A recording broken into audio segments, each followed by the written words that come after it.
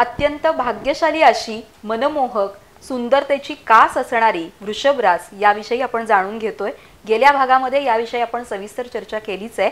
या भागामध्ये आपण येणारा काळ हा वृषभ राशीसाठी कसा असणार आहे हे आपण जाणून घेऊयात। येणारा काळ हा वृषभ राशीसाठी खूपच छान असणार आहे। ह्याच्यामध्ये काय होणार आहे की तुमच्या 10व्या घरात जे कर्मस्थानामध्ये शनीचा बदल होणार आहे, त्याच्यामुळे वर्षाची सुरुवात जी आहे ते जे करिअरसाठी, व्यावसायिकांसाठी आणि जे नोकरदार व्यक्ती आहेत त्यांच्यासाठी तर खूप छान आहे। जे करिअरसाठी बाहेर जाणार आहेत, शनी जेव्हा कर्मस्थानी असतो तेव्हा ते खूप छान काम करतो। कर्म आणि काम करण्याचा ठिकाण आपला हे 10वा घर आहे।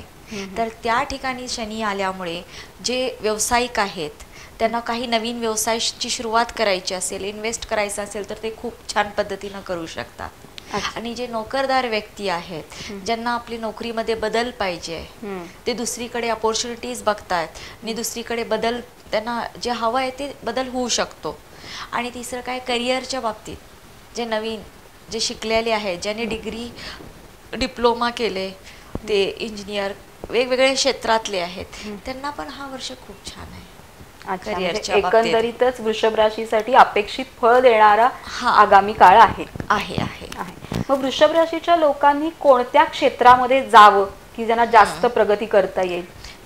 जसं मी बोलले की ही राशी जी आहे ते कलागुणानं भरलेली आहे। विविध क्षेत्रामध्ये ज्याच्यामध्ये कला त्यांना त्यांचे स्वतःचं जे अंगगुण दाखवता येईल त्याच्यामध्ये ते खूप छान काम करतात। जसे की ॲडव्हर्टायझिंग असू दे, टी व्ही असू दे, फिल्म इंडस्ट्री, स्पोर्ट्समध्ये एखादा एक काम करायला लागले की थांबत नाही, त्याच्यामुळे ते छान काम करू शकतात ह्या ह्याच्यामध्ये। हे सोडून कॉस्मेटिक्स लाईन, कॉस्मेटिक्स जे क्रीम, शॅम्पू असे जे प्रोडक्शन लाईन जे असते त्याच्यामध्ये पण हे लोक खूप छान काम करतात। अच्छा, आणि गृहिणींसाठी येणारा काळ कसा असणार आहे, विद्यार्थ्यांसाठी कसा असणार आहे तेही आम्हाला सांगा।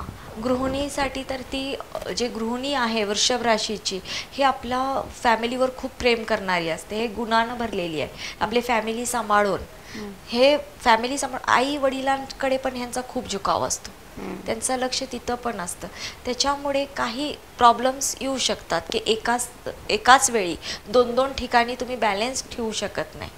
आणि जे बाकीची प्रोफेशनल स्त्री आहे, जे जॉब करतात, नोकरदार स्त्री जे आहेत त्यांच्यासाठी तर हा काळ मी म्हटले जसं की ते काही नवीन बदल पाहिजे असेल त्यांना तर होऊ शकतो। फक्त एक आहे की तुम्ही कंटिन्यू काम खूप करतात की तुम्हाला वेळेचा भान नसतो। एखादा कामाला सुरुवात केली की स्वतःकडे काळजी घेत नाही, तर आपली स्वतःकडे काळजी घेऊन तुम्ही काम करावं। स्वतःकडे दुर्लक्ष करून ह्याच्यामुळे हेल्थ इश्यूज येऊ शकतात। म्हणजे आपल्या तब्येतीची काळजी घेऊन कामाकडे लक्ष द्या। आणि स्त्रियांसाठी एक खास सल्ला वृषभ राशीचे आहेत की ते इतकं धडपड करून काम करत असतात की कष्टाळू खूप असतात, कुठल्याही कामाला ते थांबत नाहीये। तर त्यांच्यासाठी कधी कधी तब्येतीची तक्रार, टेन्शनमध्ये डिस्टर्ब खूप होत असतात, तर त्यांच्यासाठी ते हनुमान चालिसाचं जरासा पाठन करत राहावं। त्यांना ते खूप ते कष्टातनं ते बाहेर निघतात, खास वृषभ राशीचे जे आहे। म्हणजे सगळ्यांनीच, वृषभ राशीच्या सगळ्या स्त्रीनी, ते कृत्तिका नक्षत्राचे असू दे, रोहिणी नक्षत्राचे असू दे किंवा मार्गशीर्ष नक्षत्र, म्हणजे स्त्री पुरुष, विद्यार्थी, व्यावसायिक, नोकरदार सगळ्यांनीच का?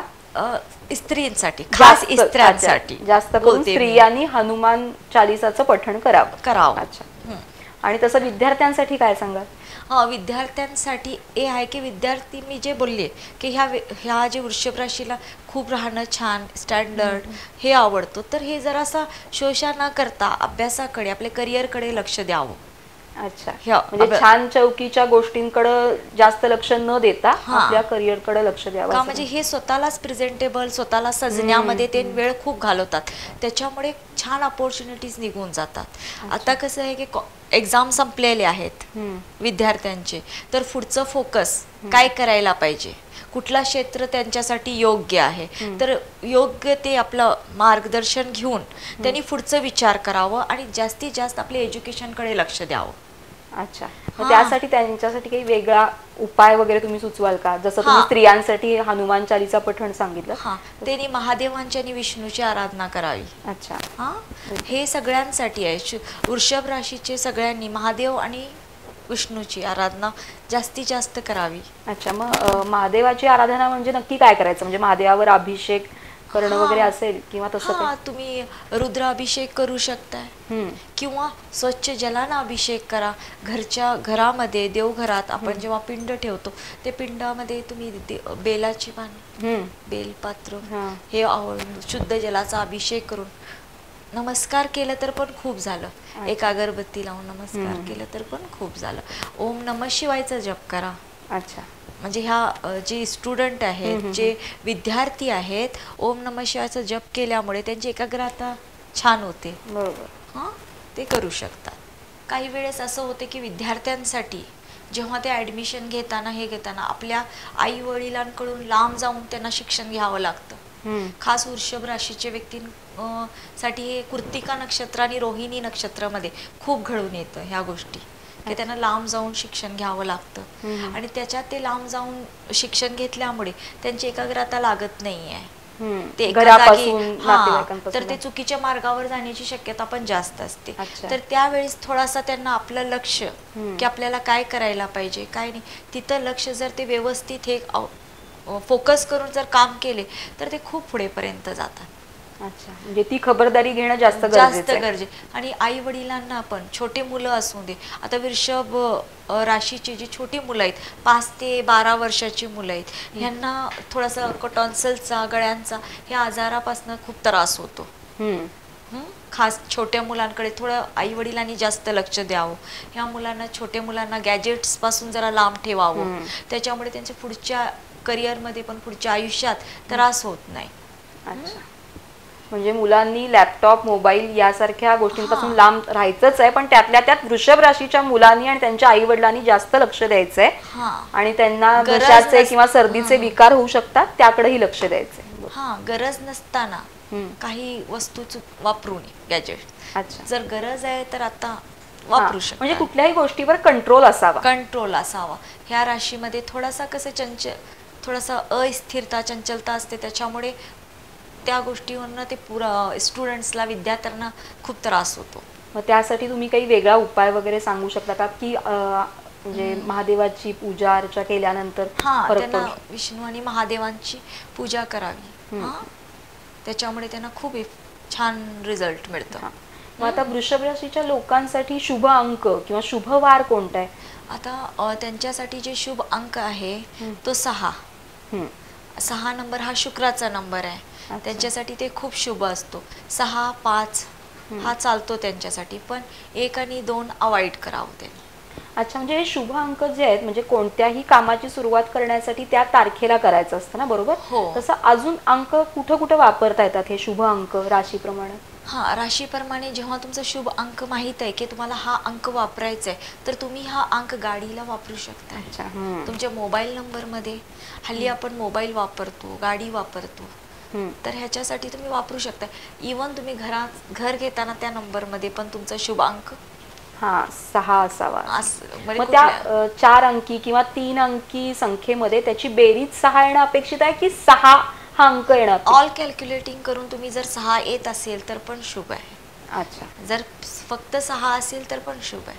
अच्छा, आणि तसं शुभ वार कोणता सांगा? शुभ वार यांचा शुक्रवार आहे. ते सोडून शनिवार आणि बुधवार पण ह्या लोकांना खूप शुभ असतं. अच्छा, म्हणजे कोणत्याही कामाची सुरुवात करताना शनिवार, बुधवार आणि शुक्रवारी वृषभ राशीच्या व्यक्तींनी करावी, हे खास लक्षात ठेवण्यासारखं आहे. आणि ह्यांच्यासाठी मंत्र आपला जे आहे, जे मंत्र म्हणतो की आपला राशी मंत्र जे आहे, ओम शुक्राय नमः. का म्हणजे ह्या राशीचा स्वामीच शुक्र असल्यामुळे ओम शुक्राय नमः. त्याचा मंत्र आपण किती वेळा करू शकतो का? 108 वेळ तुम्ही जप करू शकताय. अच्छा, म्हणजे सगळ्यांनीच, वृषभ राशीच्या सगळ्यांसाठी ऑल करू शकता. वृषभ राशीच्या वयस्कर व्यक्तींसाठी तुम्ही काही वेगळा सल्ला देऊ इच्छिता का? वयस्कर जे आहेत, वृद्ध जे आपण म्हणतो, त्यांच्यासाठी असे की ते जॉब, सर्व्हिस हे सगळे केल्यावर गोष्टी थोडासा इन्व्हेस्टमेंट आपल्यासाठी त्यांनी ठेवायला पाहिजे. ही लोक कशी आहेत की दिलदार वृत्तीची असतात, की आपल्याला काही ते आपलं स्वतःचा विचार करत नाही की स्वतःला कसं काय ठेवायला पाहिजे, काय नाही, स्वतःची तब्येतीकडे जास्त लक्ष द्यावं. शुक्र म्हणजे खाण्यापिण्याचे शौकीन, त्यांना ताबा नसतो जिभेवर. छान खाणं पिणं ह्यांना खूप आवडत असतो, त्याच्यामुळे ह्यांना तसले आजारही होतात. वेट वाढणं, वजन वाढणं. तर ह्याच्यासाठी त्यांनी प्रॉपर एक्सरसाइज करावं, वॉकिंग ठेवावं ह्या लोकांनी. आणि दुसरं म्हणजे काय की आपल्याला जे आजार आहे त्याचं ते दाखवत राहावं, दुर्लक्ष करू नये. का म्हणजे यांना दुर्लक्ष करायची खूप सवय असते. एखादी गोष्ट त्रास आपल्याला जे देत असते ते तेव्हाचे तेव्हा करणार नाही. म्हणजे बैलासारखा स्वभाव गुण असल्यासारखं कष्ट करत राहणार, बाकी काही आपल्याला जर काही लागलं खुपलं असेल तर त्याकडे ते दुर्लक्ष करतात. तसं केलं नाही, दुर्लक्ष करण्याची सवय असते. त्याच्यामुळे त्यांच्यासाठी तर खास आहे की ते आपलं जे आहे की तुम्ही कष्ट खूप केलंय, आतापर्यंत कष्ट करत आले, तर आता स्वतःकडे स्वतः जगायचंय. बरोबर. तर ते असं नाही की कपडे छान घालणार हे करणार, पण जे खाताय त्याच्यामुळे तुमच्या तब्येतीवर काय इफेक्ट होतो आणि काय खायला पाहिजे आणि काय नाही. म्हणजे रसिकता हा मूळचा अंगी गुण असल्यामुळं ते रसिकपणानं अगदी जिभेचे चोचले पुरवत जे आहार करतायत त्याकडे सुद्धा थोडा कंट्रोल ठेवला पाहिजे त्यांनी. ठेवला पाहिजे. गोड खाण्याना त्यांना गोड खूप आवडतं. तर ते बघितले की त्याच्यामुळे डायबिटीज असू दे, थोडी जखम होण्याची त्यांना शक्यता खूप असते. अच्छा.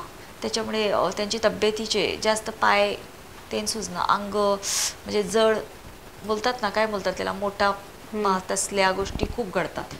तर एकच आहे की त्यांनी एक्सरसाइज करून स्वतःचा पुढचा विचार करून हट्टेकट्टे तंदुरुस्त राहावं. बरोबर.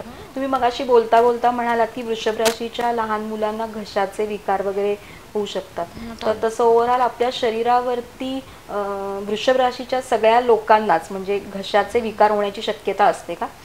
सगळ्यांना नाही, पण लहान मुलांना जास्त असतं टॉन्सिलचा. 5 ते 12 वर्षाच्या मुलांना. नाही, जसं आपण बोललो होतो की मेष राशीच्या वेळेला त्यांचा मस्तकाशी म्हणजे मेंदूशी संबंध असतो, तसा वृषभ राशीचा गळ्याशी किंवा घशाशी काही संबंध असतो का तसा? तसं ओव्हरऑल नाही, पण लहान मुलांना ही शक्यता जास्त असते. ते कृतिका असू दे, रोहिणी असू दे किंवा मार्गशीर्ष असू दे, ह्या मुलांना होतच जास्त. का म्हणजे ह्यांचा मी बोलले ना की ह्यांना खायला सगळ्या थंड ह्या गोष्टी खूप आवडतात त्यामुळे. आणि शुक्र जेव्हा असतो की शुक्र स्वामी जेव्हा असतो, ते खाण्याची आवड. बरोबर. त्याला छान पदार्थ ते खाणे ते राहू नाही शकत, त्यांना खायला आवडतच.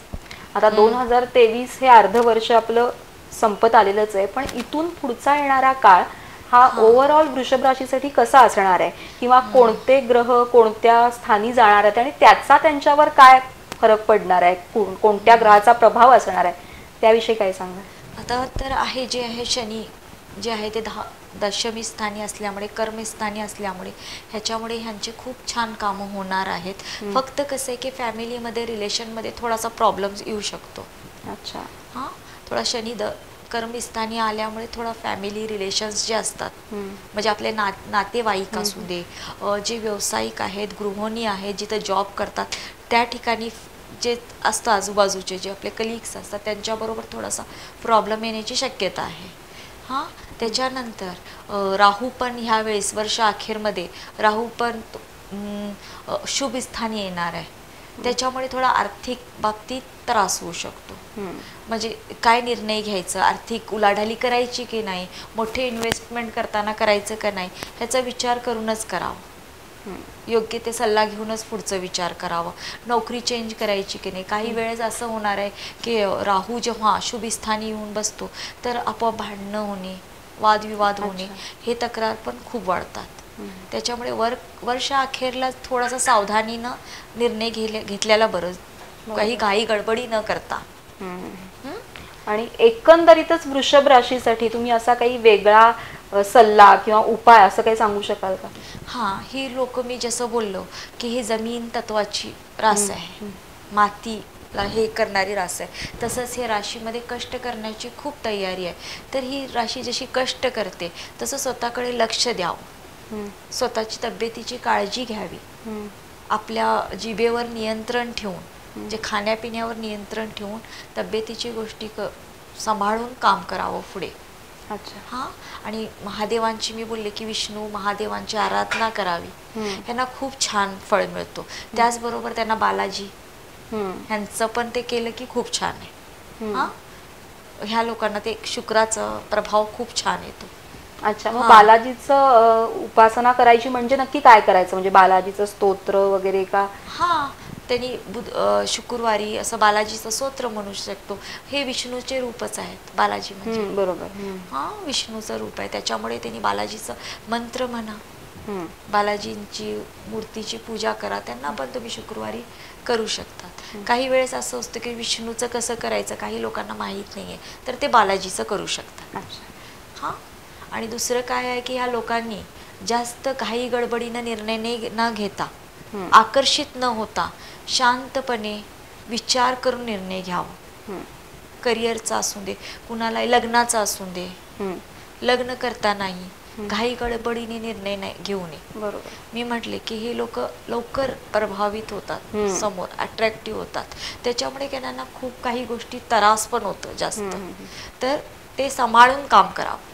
अच्छा, म्हणजे वृषभ राशीच्या लोकांनी पटकन कोणताही निर्णय न घेता अतिशय थंड डोक्यानं शांतपणे विचार घेऊन आपल्याला अपेक्षित फळ जर हवं असेल तर आम्ही सांगितलेले थोडेफार उपाय, शुभवार, शुभ अंक याचा वापर करून त्याचं अपेक्षित फळ मिळवण्याचा जास्तीत जास्त प्रयत्न करावा. बरोबर ना? बरोबर. आज आपण वृषभ राशीविषयी खास उपाय ऐकलेले आहेत, तसेच उपाय आपल्या खास दर्शकांसाठी आज अनु मॅडम सांगणार आहेत. तर आज आपण पहिल्यांदा अक्षताबद्दल जरासा माहिती करून घेऊया की अक्षता म्हणजे काय. अक्षता म्हणजे अखंड. जेव्हा आपण अक्षताचा वापर करतो पूजामध्ये, जेव्हा बोलतो की हळद कुंकू अक्षता वाहायचे, तर अक्षता कधीही अखंड असावी. अच्छा. तांदूळ घेताना काही स्त्री असं करतात की तांदूळ, काही पुजारी म्हणजे असं करतात की ते तुटलेले तांदूळ असतात, घरात राहिलेले ते वापरतात की काय नाही तर चला हे पूजा घरात ठेवूया, ते पटकन आपण घेतो असं. जेव्हा आपण अन्नपूर्णाची मूर्ती देवघरात ठेवतो ते तुम्ही अक्षतात ठेवा. तांदळामध्ये पितळीचं जे असतो एक प्लेट घ्या, त्याच्यात तांदूळ भरा, अखंड अक्षता असावी आणि तिच्यात अन्नपूर्णा ठेवावी. अच्छा. हा, अक्षता कधीही अखंड असावी, हे तुटलेले नसावे, तुटलेले वापरू नये. राहिले म्हणून वापरायचे नाही, म्हणून वापरायचे. आणि ते जर आपण देवघरात किंवा कुठेही चांगल्या कार्यात आपण वापरले तर त्याची भरभराट होणार आहे. हा, म्हणजे आपल्याला तिचा पूर्ण लाभ. जसं अक्षता अखंड वापरल्यामुळे, अखंड का वापरतो त्याचा पाठीमागे कारण आहे की ते आपल्याला पूर्णपणे अखंड सौभाग्याचा आपल्याला अक्षय मिळवून दे ह्याच्यासाठी वापरतो. तर कधीही राहिलेला साठलेला न वापरता छान व्यवस्थित वापरावं. हा, म्हणजे ही अशी अतिशय छान टीप आहे की अक्षता या अखंडच असाव्यात. म्हणजे अखंड तांदूळ म्हणजेच अक्षता, आणि त्याचाच वापर या आपण देवधर्मासाठी वापरायचा आहे. वृषभ राशीची गुणवैशिष्ट्य, स्वभाव वैशिष्ट्ये आपण आज जाणून घेतली, त्यासाठीचे उपाय, आगामी येणारा काळ याविषयी आपण विस्तृत चर्चा केली. इथून पुढच्या ज्या काही 12 राशी आहेत त्याविषयी सुद्धा आपण सविस्तर बोलणार आहोत पुढच्या भागात. तोपर्यंत नमस्कार.